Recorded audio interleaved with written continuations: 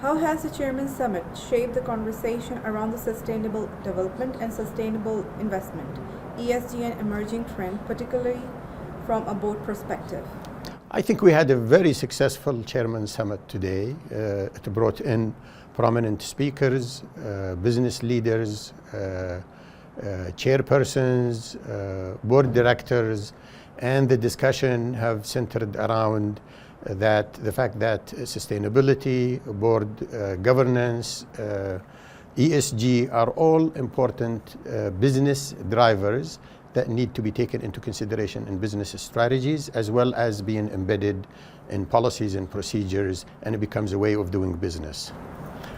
How do you think the key takeaways from the summit will help in embedding sustainability into the corporate strategy across the region?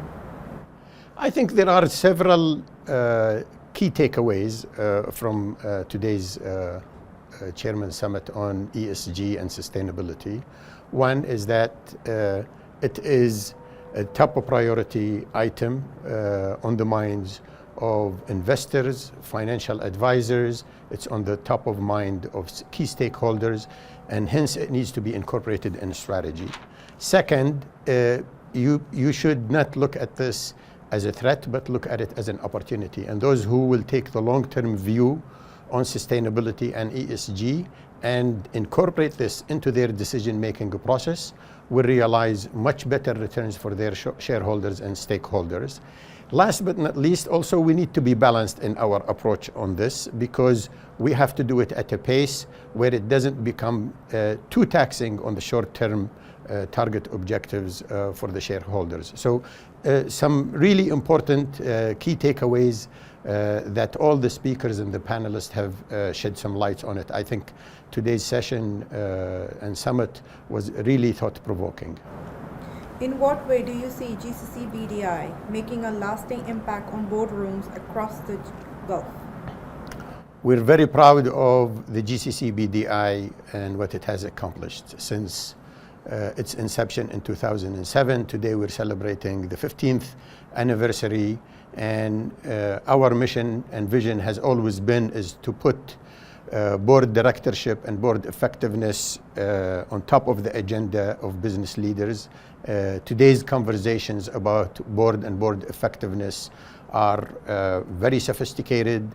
People appreciate that and recognize that value. We will continue our commitment to the GCC, to Saudi Arabia, through our developmental programs, through our research, and through working closely with regulators. We're very fortunate to have unique relationships with leading business corporations in the region, leading regulators, as well as the support of many individuals who are strong advocates of corporate governance.